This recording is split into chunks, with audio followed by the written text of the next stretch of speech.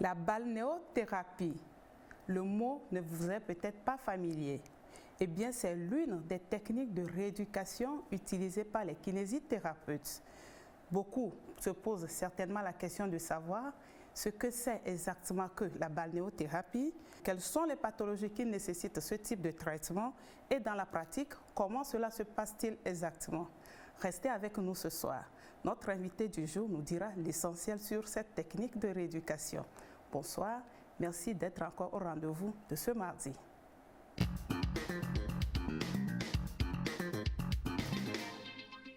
Voilà, nous recevons pour vous ce soir M.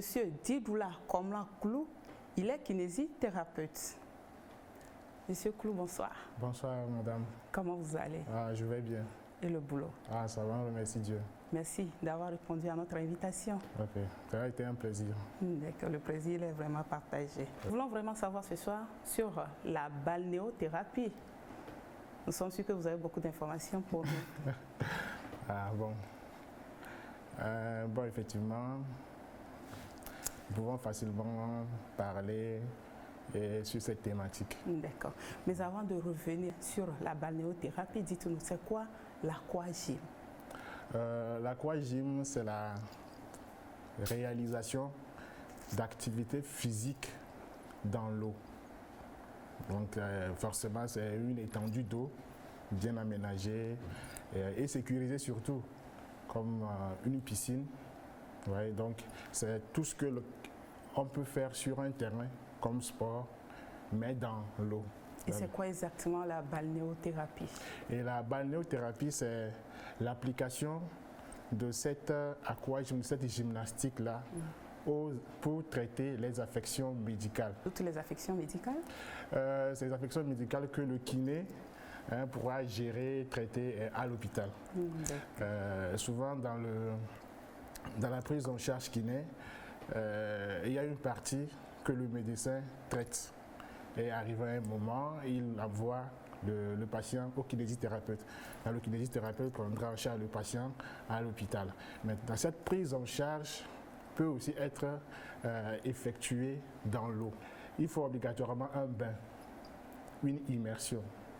Du coup, elle doit être pratiquée dans une étendue d'eau, comme une piscine, une bordure de bain bien aménagée surtout, parce que quand on parle de l'eau, c'est bien vrai que l'eau c'est la vie, mais tout dépend aussi de la quantité de l'eau.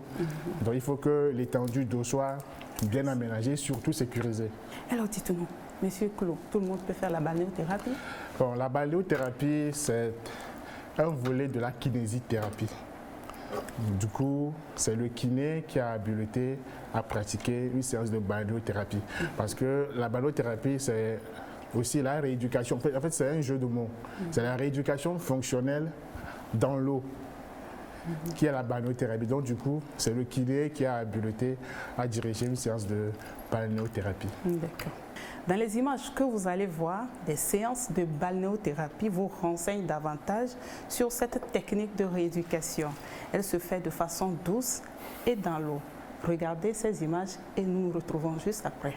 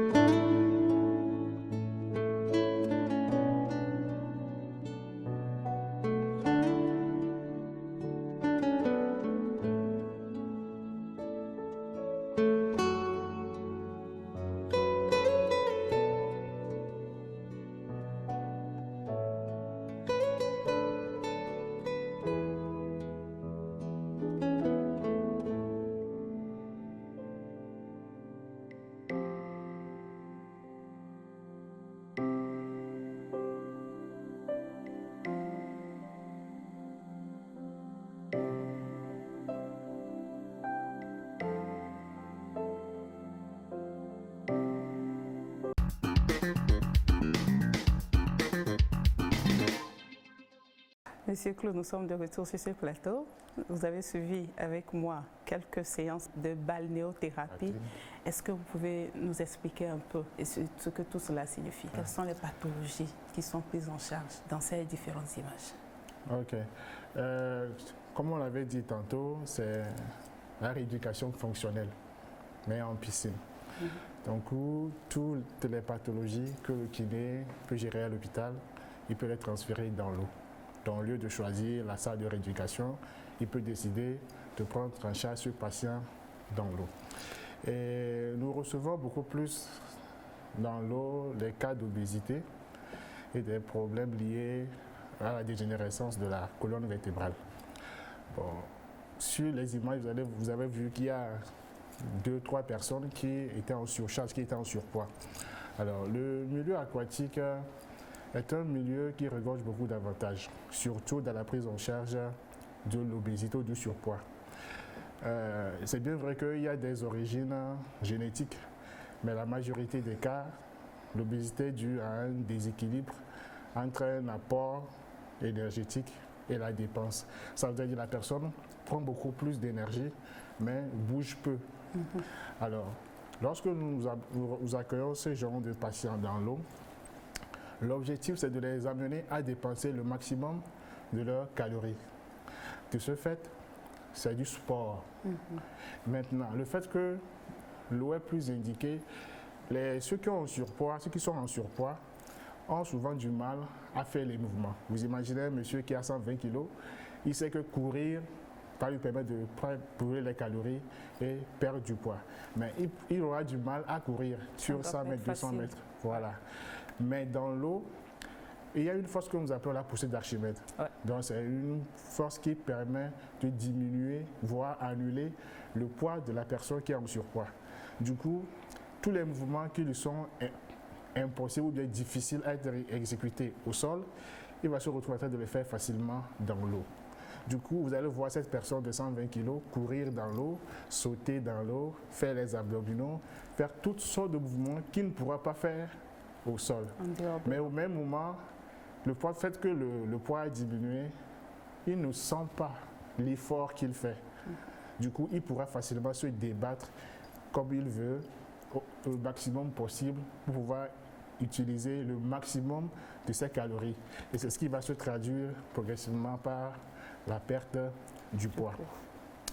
Il y a aussi la pathologie liée à la dégénérescence de la colonne vertébrale. Tous les jours, nous bougeons, nous marchons, nous faisons des activités.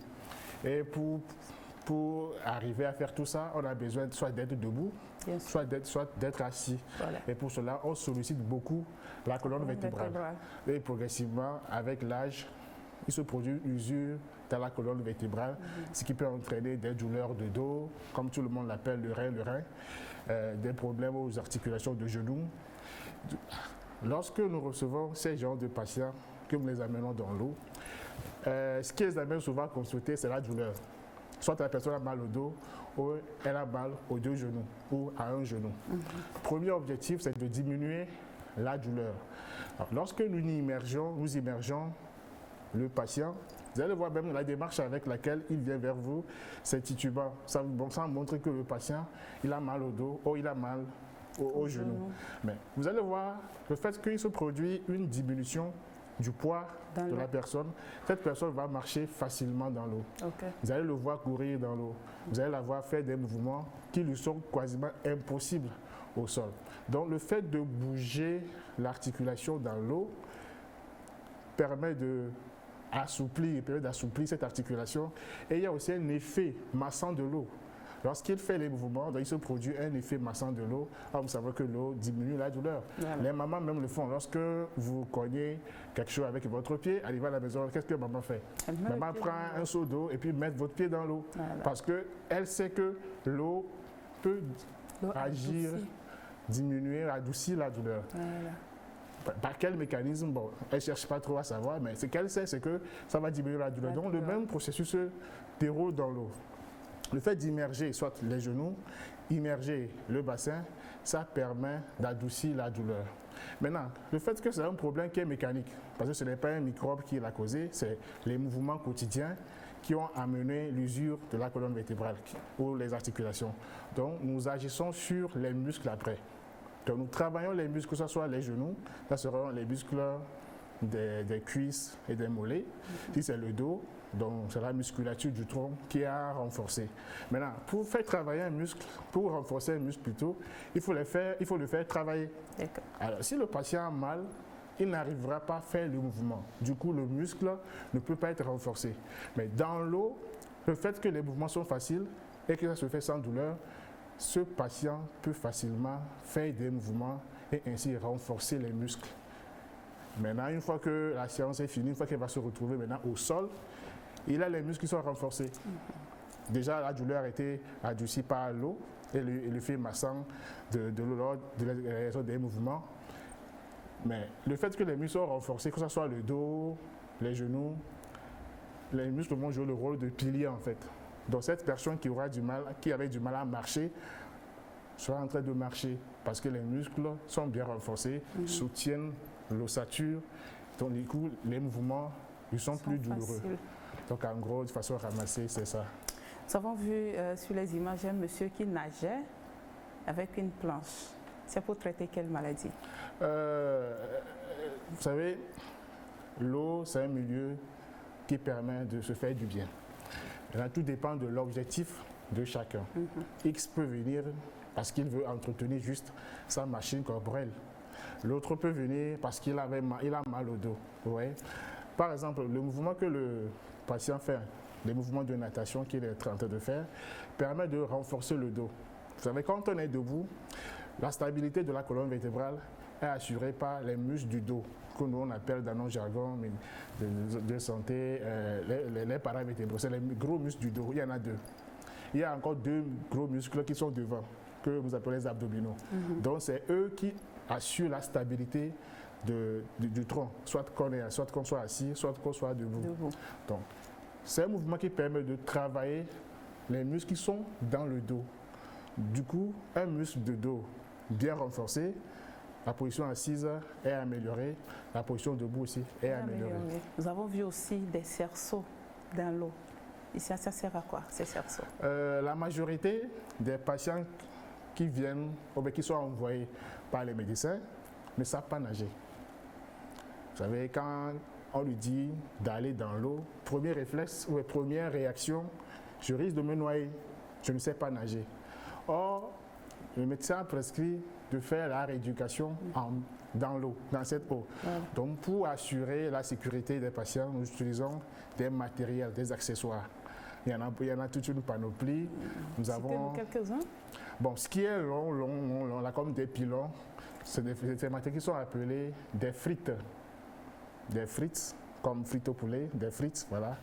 Et c'est des flotteurs qui permettent aux patients de se mettre dans toutes les positions. Donc avec ces flotteurs, il ne peut jamais se retrouver sous l'eau.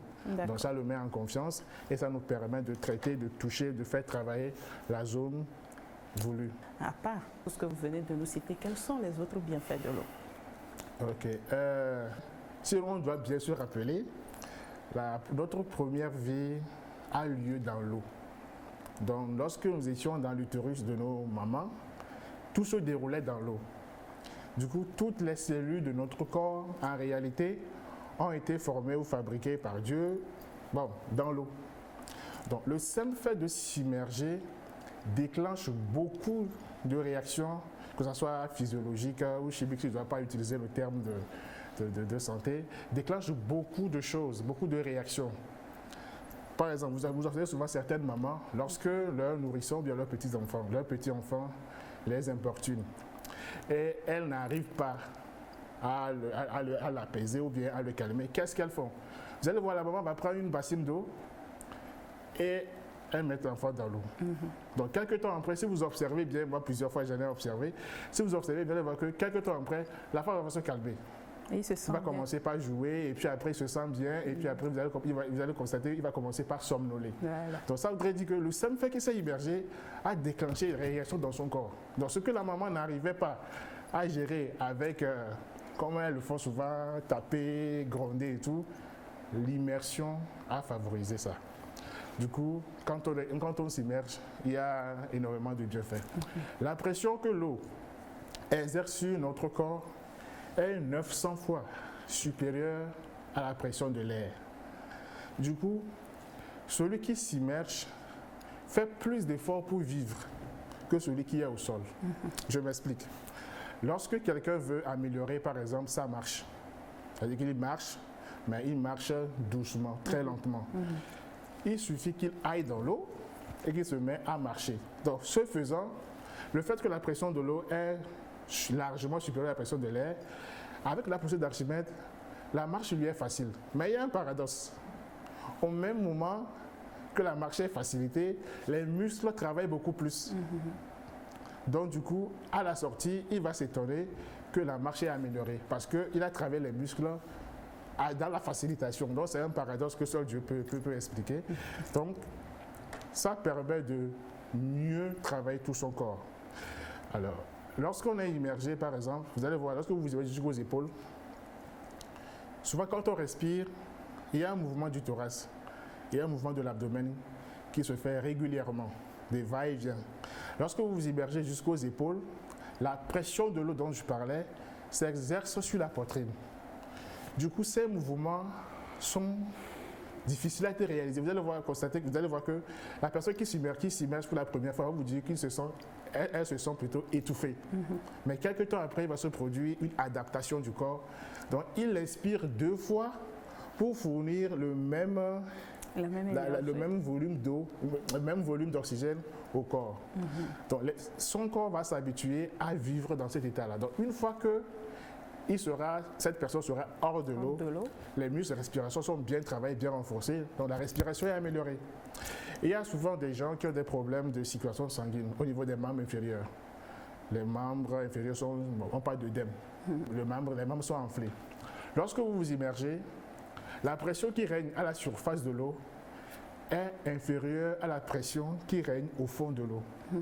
Donc, le fait que la personne s'est mise debout seulement, cette différence de pression va faire quoi? Cette différence de pression va pomper le sang depuis les chevilles et les ramener jusqu'au cœur. Du coup, l'eau facilite le retour du sang vers le cœur. Et vous allez voir que le fait que la personne s'est mise debout 10 minutes dans l'eau, elle va s'étonner que les pieds sont désenflés. Mais par quel mécanisme? C'est cette différence de pression qui est à l'origine de ça. Mais ce qui est encore plus intéressant, par un mécanisme qu'on confère à la vertu de l'eau, l'origine ou bien la cause de l'œdème ou bien de l'enflure des jambes va commencer par être inhibée progressivement. Et à un moment, les pieds ne vont plus s'enfler. Qu'est-ce qui a disparu? Ce qui est sûr, c'est qu'à un moment, les pieds ne s'enflent plus. Et cela va améliorer aussi le système cardiovasculaire. Voilà, donc ça fait énormément du bien au système cardiovasculaire. C'est très intéressant. Nous avons vu sur ces images, nous avons vu des personnes en embonpoint, des personnes de petite forme. Ça veut dire que tout le monde peut aller dans l'eau. Tout le monde peut aller dans l'eau. Pratiquer la balnéothérapie. Tout le monde peut faire de la... Même les femmes enceintes et les personnes âgées. Même les femmes enceintes en font. C'est même conseillé pour elles. Il y a certains médecins gynécos qui nous envoient les femmes enceintes parce que là, on parle de gymnastique prénatale. Donc, il y a la gymnastique prénatale et la gymnastique postnatale. Bon, dans la gymnastique prénatale, c'est des mouvements que la femme enceinte va faire pour améliorer, d'une part, sa respiration, d'autre part, renforcer les musculatures du tronc. Et maintenant, par ailleurs, travailler un assouplissement dont elle aura besoin le jour de l'accouchement. Parce qu'une femme qui doit accoucher par voie basse doit avoir une bonne respiration, doit avoir une bonne musculature du tronc pour pouvoir pousser. Bien sûr. Pour ça améliore aussi l'enflure des jambes dont on a parlé, les varices et tout. Ça permet une bonne circulation sanguine. Et surtout, la détente et la relaxation que l'eau regorge. Je vais vous poser une question un peu indiscrète. Pourquoi vous avez choisi le milieu aquatique comme milieu de travail? En fait, je suis kiné, comme tous les kinésithérapeutes. Donc, c'est le travail d'un kiné de pouvoir travailler aussi bien à l'hôpital et travailler aussi dans l'eau. Donc, tout dépend du cas qu'on reçoit. je ne travaille pas exclusivement dans l'eau, je travaille aussi à l'hôpital. Je suis au centre hospitalier universitaire Sylvanus Olympio comme kiné. Du coup, ce n'est pas que j'ai choisi, mais c'est l'une de nos spécialités en fait. Quand tout kiné peut se retrouver à prendre en charge son patient dans l'eau ou pas. C'est très intéressant d'avoir beaucoup d'informations sur cette technique que la plupart, comme moi d'ailleurs, ignoraient avant. L'équipe de Santé d'abord a tendu son micro à quelques patients. Ils ont souffert de différentes pathologies. Certains d'ailleurs ont été même opérés. Aujourd'hui, grâce à la balnéothérapie, ils sont en bonne santé, ils ont recouvré leur forme. Suivez leurs témoignages dans ce sujet. J'avais des problèmes au dos, au genou et je suis asthmatique. Donc pour ces 3 pathologies, je suis prescription médicale parce qu'avant qu'on ne commence, le kiné regarde les clichés. Déjà, on voit un médecin, puis le kiné a les clichés pour voir là où se trouve. Par exemple, pour le dos, là où j'ai eu les arthroses, tout ça, le genou, tout ça. Avant de commencer toute séance, je n'ai pas été opérée. J'ai eu, disons, des arthroses dans le dos. Il fait que j'avais mal au dos, je portais une ceinture lombaire tout le temps. Donc, après cette séance, ces séances, j'ai arrêté de porter des ceintures. Je les porte de temps en temps pour faire de longs voyages. Mais pour ma vie quotidienne, tout ça là, pour mon travail, j'en ai plus besoin parce que je ne sens plus de douleur. Pour les gens de forte corpulence comme moi, rentrer dans l'eau, c'est vrai que c'est pas évident de se mettre en maillot de bain, mais quand vous rentrez dans l'eau, vous vous sentez souple, vous ne sentez plus votre poids. Ce qui fait que les exercices que vous les faites aisément. À un moment, j'avais une canne même pour marcher. Vous m'avez vu, je suis arrivée sans canne. Ça me procurait tellement de douleurs. On m'a fait des infiltrations et autres. Un jour, j'étais parti à la clinique Biassa et j'ai vu une blanche qui me disait « Ah oui, monsieur Vanla, ne pensez pas que avec des médicaments et autres, que vous serez guéri, qu'il vous faut une opération chirurgicale, que c'est très délicat. » Ah, j'ai dit, mais on ne m'a jamais parlé de cela. Bon, en temps, j'ai demandé à avoir rendez-vous avec le professeur Bello. Il m'a dit, on va essayer la guérison par eau. À un moment donné, j'ai constaté que je perdais le poids en même temps. Au fur et à mesure, chaque mois, je perdais à peu près 5 ou 6 kilos. Je ne ressentais plus la douleur. J'avais eu un problème de santé de rachis lombaire. J'ai fait un moment au pavillon militaire. Donc après, on m'avait confié un kiné qui est de Clou. Donc il m'a reçu en 2021. Je crois que j'avais fait pratiquement un an avec lui, avec la balnéo. Ça m'a fait du bien. Bon, aujourd'hui, j'ai retrouvé ma santé. Ça fait pratiquement plusieurs mois que je ne porte plus la dent.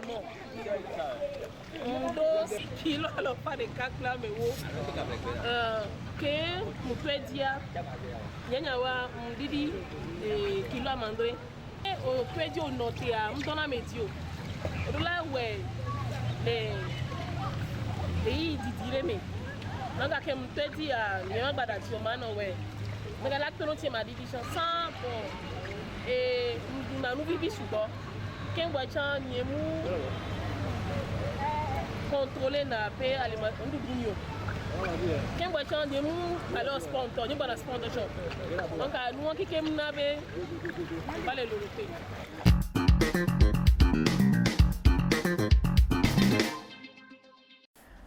Voilà, Monsieur Diloula, nous sommes de retour sur ce plateau. Vous avez suivi vos patientes qui nous racontaient leur histoire avec la balnéothérapie. Avez-vous quelque chose à y ajouter?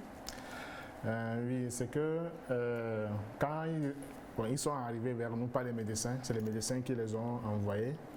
Bon, au début, ça leur paraît nouveau parce que ils ne comprennent pas trop comment est-ce qu'on peut aller dans l'eau et puis faire les mouvements et récupérer.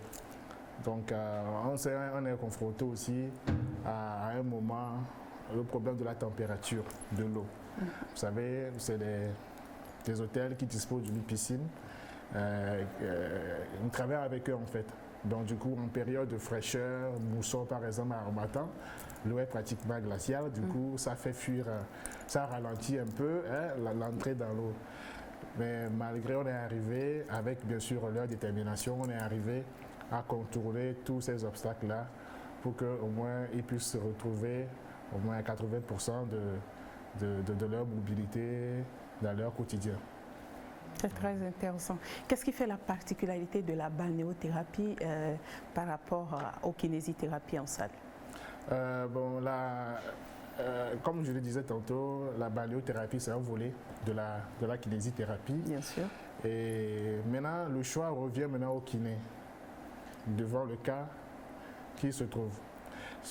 Si par exemple, il a un patient qui est pratiquement à 140 kg, qui se plaint des problèmes de dos, donc automatiquement, il se rend compte qu'il va traiter le patient, la rééducation à ce patient-là pour son problème de dos, mais il y a le poids qui joue un grand rôle, qui ne l'arrange pas du tout. Donc le kiné décidera de commencer avec un prêtre en salle, réduire la douleur et à un moment l'amener dans l'eau. Ou cas échéant, le kiné peut décider, le patient qui est devant moi avec son poids là, je ne pense pas pouvoir gagner grand chose en salle directement. Et l'amènera dans l'eau. Vous l'avez dit, avec la balnéothérapie, on peut perdre beaucoup de poids. C'est déjà un avantage de cette technique de rééducation. Quels sont les autres avantages de la balnéothérapie? La balnéothérapie permet de se faire traiter en s'amusant. Ouais, c'est une activité un traitement qui est ludique, qui ne donne pas envie d'arrêter au patient. Et avec l'effet détente, de relaxation, la majorité des patients sont souvent anxieux, se posent des questions par rapport à leur cas. Est-ce que je vais guérir un jour? Cette affaire va finir un jour? Avec l'effet de relaxation de l'eau, ils arrivent à s'apaiser et à mieux s'investir, surtout que c'est amusant. Et aussi, il y a certains cas que j'ai eu à rencontrer personnellement, c'est des cas où le patient n'a plus envie de sortir de l'eau. Parce que dans l'eau, il ne sent rien, il a un poids plume. Il préfère rester avec la poussée d'Archimède que de sortir encore, vivre avec la pesanteur où il sent encore ses jambes lourdes, il sent encore son poids. Et donc la particularité, c'est qu'il se fait traiter tout en s'amusant. Voilà. La dernière patiente qui a parlé, Sonia, qui a 29 ans, elle a dit qu'elle a perdu 7 kilos. 7 kilos en un temps record. Comment peut-on maigrir avec des exercices dans l'eau? Dans l'eau. Nous jouons pour la surcharge ou pour le surpoids, nous jouons sur deux avantages. Okay. La sensation de légèreté et la résistance de l'eau. Comme je l'avais dit tantôt, la pression de l'eau est 900 fois supérieure à la pression de l'air. Du coup, celui qui fait 30 minutes dans l'eau, dans son organisme, c'est comme s'il avait fait 1h30 au sol. Alors, la majorité des patients obèses ont un problème de sédentarité. Ouais. Ou bien ils apportent beaucoup d'énergie, mais ils bougent peu. Ils dépensent moins. Donc, dès qu'on les met dans l'eau, supposons si on les fait travailler pendant 1 heure de temps, c'est comme si on les faisait travailler 3 heures de temps au sol. Mais au même moment, ça passe inaperçu. Donc, le fait qu'il arrive à courir, à sauter, à faire tous les mouvements compliqués ou quasi difficiles hors de l'eau, il voit qu'il constate qu'il le fait facilement dans l'eau, il va plus s'investir. Comme il fait des exercices en s'amusant, il va beaucoup plus se débattre.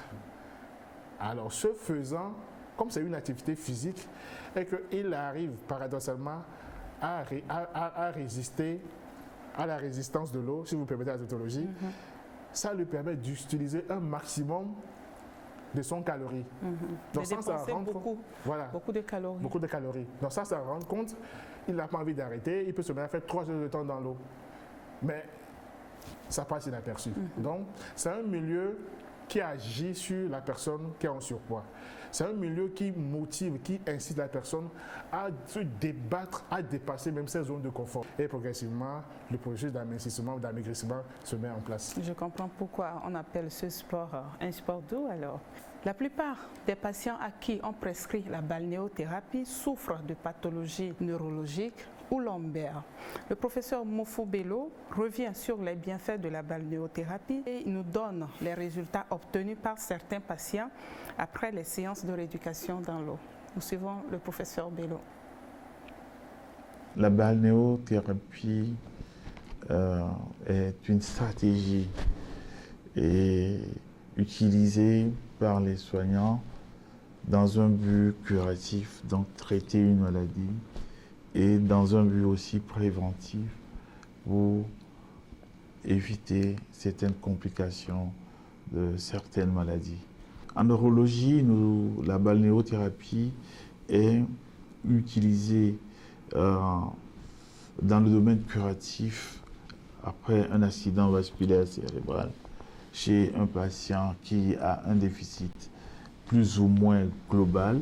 Donc, la balnéothérapie est utilisée pour l'aider à renforcer ce qui est perdu et à activer ce qui est perdu, notamment en termes de motricité, donc les mouvements, et pour l'aider à récupérer par la manière douce dans de l'eau.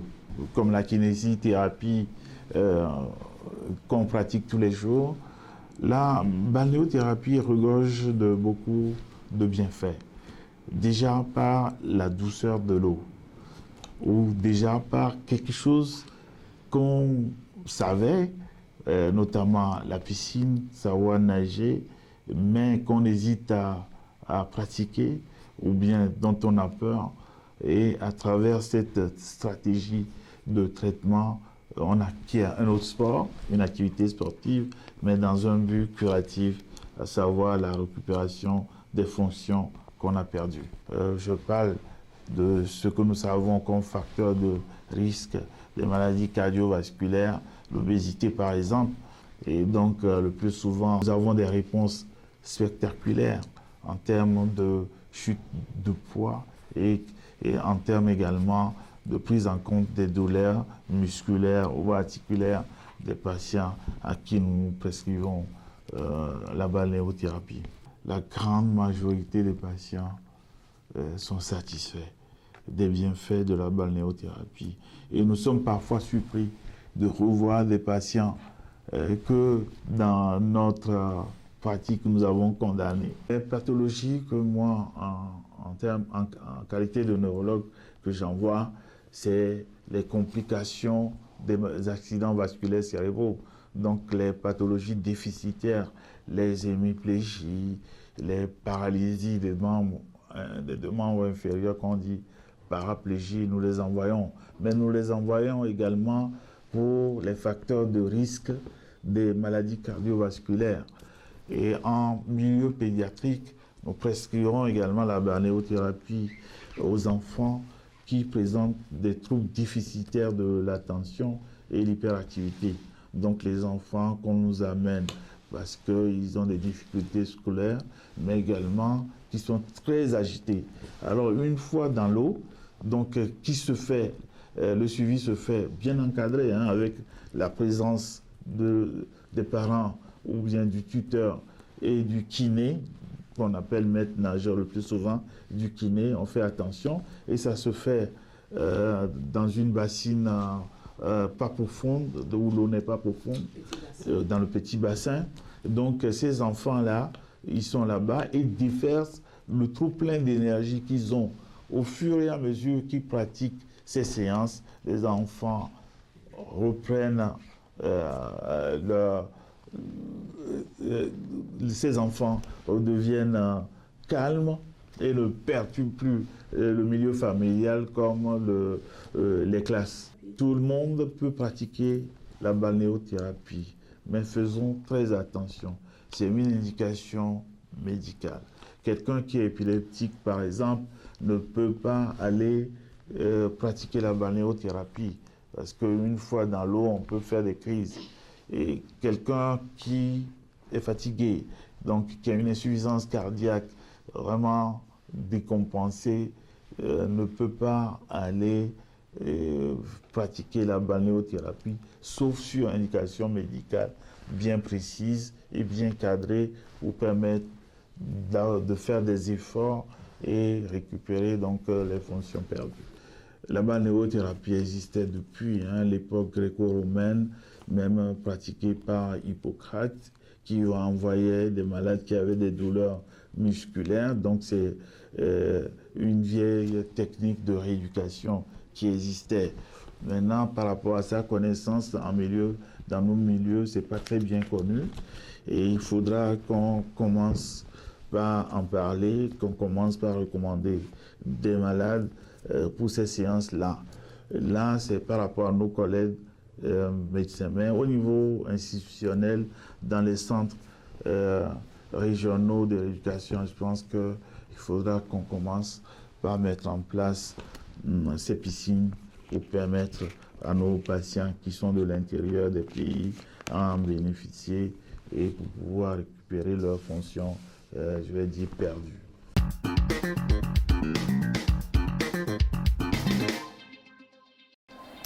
Voilà, nous sommes de retour sur ce plateau. Vous avez suivi le professeur Bello qui se prononçait sur les bienfaits de la balnéothérapie. Quelle est votre réaction? Le professeur Bello, c'est le principal médecin qui nous envoie, il y en a beaucoup d'autres, mais c'est le principal qui nous envoie des patients à prendre en charge par la balnéothérapie.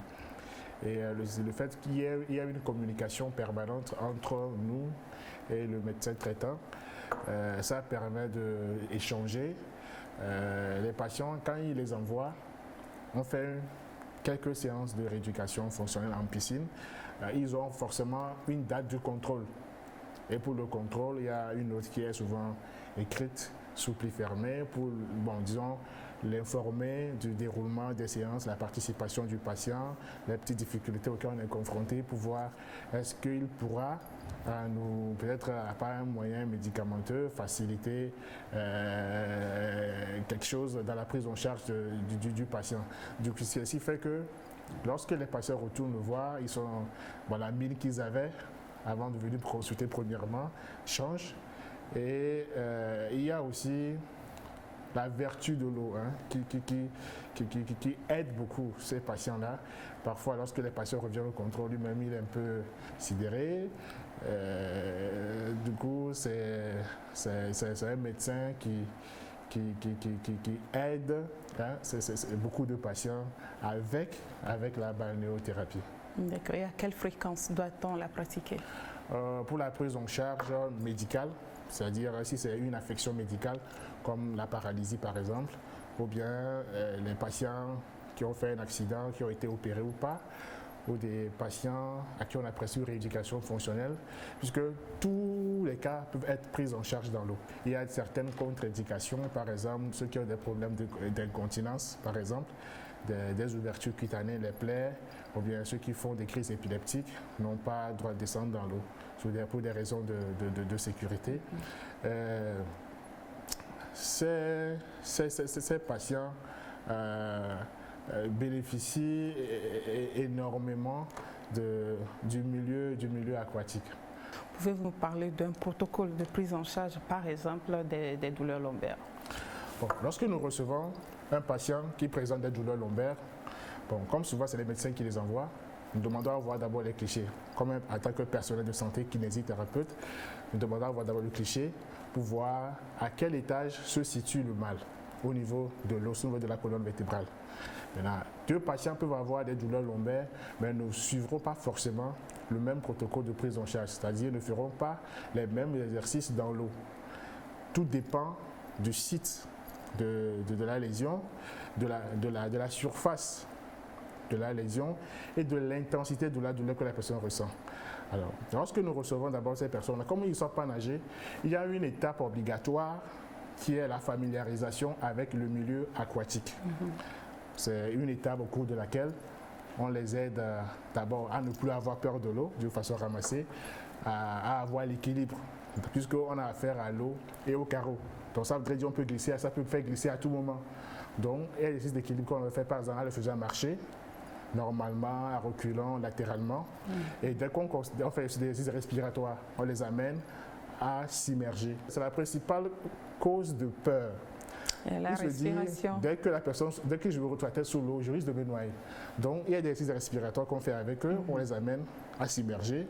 Du coup, ils prennent l'habitude. Okay. Ça les met en confiance. Alors, dès qu'on constate que la personne n'a plus peur de l'eau, souvent quand vous lui donnez une pause, lui-même va commencer par gesticuler.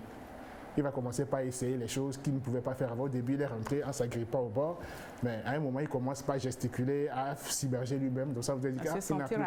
Voilà, il n'a plus peur de l'eau. Du coup, nous commençons avec la gestion de la douleur. Et dans la gestion, c'est l'exercice d'étirement. Le problème, c'est au niveau de la colonne vertébrale, si c'est le cas lombaire. Donc, il faut qu'on aille. Parfois, il y a le pincement du nerf. La personne vous dit, je sens des douleurs dans le dos, mais qui descend dans la fesse ou qui descend dans les jambes. Ça voudrait dire que le nerf commence par être titillé dans le dos. Donc, nous procédons aux étirements. Maintenant, avec la poussée d'Archimède, la tension des muscles, les intestins et tout sont annulés. Donc, c'est comme la colonne est mise à nu et nous posons aux étirements pour étirer la colonne vertébrale. Donc, ce faisant, s'il y avait un pincement avant, le nerf sera libéré et la douleur va commencer par diminuer progressivement. Mais dès que la douleur s'annule, nous procédons maintenant pour qu'il n'y ait plus de récidive, parce que c'est la phase importante. Là, la personne va récupérer, la personne n'a plus mal, mais dès qu'elle rentre à la maison, s'il y a une course de funérailles à faire aller-retour, il risque de revenir avec la douleur.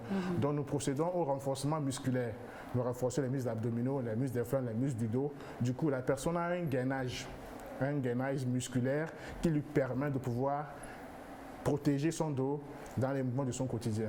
Donc, de façon ramassée, c'est comme ça que nous procédons. Maintenant, l'arrêt de la séance dépendra de la discussion entre nous et la personne qui avait des douleurs lombaires. Est-ce que vous vous sentez bien, vous n'avez plus de problème?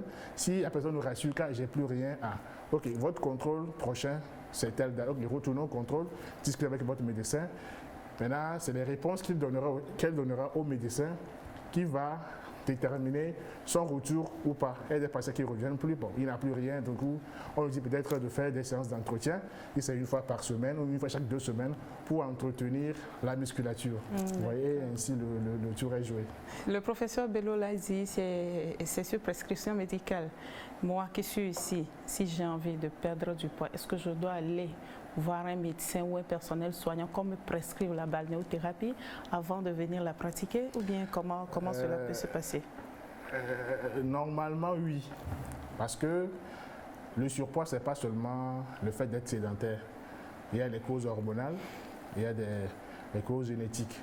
Maintenant, un patient qui est en surpoids, alors qu'est-ce qui est à l'origine de son poids? Bon, à vue d'œil, ça ne peut pas sauter aux yeux. Donc c'est pour cela qu'il est important d'abord de consulter. Maintenant, avec les petites analyses, on saura si c'est vous-même entre griffes qui mangez beaucoup et qui bougez peu, ou il y a un problème hormonal après. Parce que si c'est un souci hormonal qui encourage ou qui accentue la formation des graisses, peu importe ce que nous on va vous faire, ça va s'annuler. Dès que vous allez arrêter, vous allez reprendre votre poids. Donc c'est pour cela qu'il est important de passer forcément par un médecin avant de nous parvenir. D'accord. Les kinésithérapeutes qui ont fait de la balnéothérapie leur affaire se sont regroupés en association. Ils ont pour objectif la promotion de la santé par l'eau. Je vous propose à présent de suivre la première conseillère de l'association Balnéo Gym Cercle. Balnéo Gym Cercle définit ce que nous faisons concrètement dans l'association. Il s'agit de promouvoir et de vulgariser la balnéothérapie, de lutter contre le handicap et autres chez toute personne, promouvoir la santé par la gymnastique en piscine et faire en sorte que l'INAM prenne en charge les patients à qui on a prescrit cette balnéothérapie. Dans notre association Balnéo Gym Cercle, les séances sont dirigées par les kinésithérapeutes diplômés d'État. Les cas les plus fréquents sont les obèses et les lombalgiques. Mais en outre, nous prenons en charge également les patients qui présentent les séquelles neurologiques et traumatologiques. Nous lançons un appel à la mairie pour la construction des piscines municipales et à toutes les personnes de bonne volonté désireuses de nous appuyer pour un soutien moral, matériel et financier.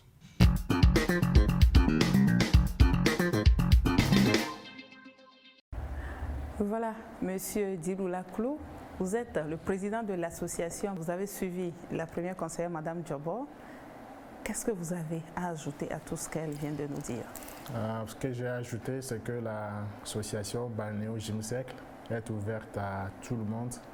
On n'a pas forcément besoin de tomber malade avant de s'adhérer à l'association.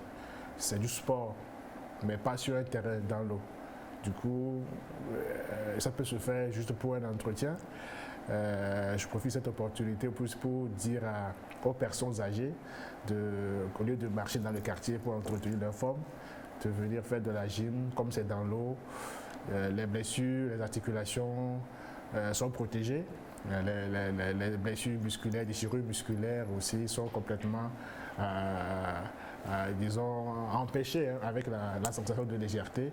Et comme c'est le 3e âge, les mouvements sont difficiles à être exécutés, que ce soit la marche et bien d'autres. Dans l'eau, l'effort est moindre, mais le résultat escompté est atteint. Donc du coup, qu'ils s'adhèrent à l'association pour entretenir leur machine corporelle avec des petits mouvements, bien sûr en faible intensité. Pas seulement eux, mais tous ceux qui désirent faire du sport, mais pas sur un terrain dans l'eau, peuvent facilement s'adhérer à notre association. Notre objectif, c'est de vulgariser, comme elle l'a dit, organiser des séances, disons, dans chaque grand quartier de Lomé, bon, pourquoi pas à l'intérieur, pour que celui qui est par exemple à Didogomé ne soit pas obligé d'aller faire ses séances à Baguida. Donc, bon, nous sommes en train, par la grâce de Dieu, tout ira bien. Nous sommes arrivés à la fin de cette émission. Quel est votre dernier message à l'endroit de ceux qui nous regardent ce soir? Ok. Aux téléspectateurs de bouger, parce que la vie, c'est le mouvement. Faire du sport, s'entretenir physiquement, mais le faire dans l'eau associe aussi aux bienfaits du sport déjà connus, les bienfaits de l'eau. Faire du sport, c'est bien, mais le faire dans l'eau, c'est encore mieux, n'est-ce pas? Voilà. Merci beaucoup, Monsieur Claude Djiloula. Merci d'avoir accepté de venir partager toutes ces belles informations avec nous. Nous espérons vous revoir très bientôt sur le plateau de Santé d'abord, pour une autre émission, bien sûr. Merci beaucoup. Voilà, mesdames et messieurs, c'est fini pour Santé d'abord de ce soir. Vous avez vu, la balnéothérapie fait beaucoup de bien. Adhérez donc à l'association. Merci à la régie, merci à toute l'équipe de Santé d'abord et merci pour votre fidélité à cette émission. On se retrouve le mardi prochain pour un nouveau thème. Au revoir et à très bientôt.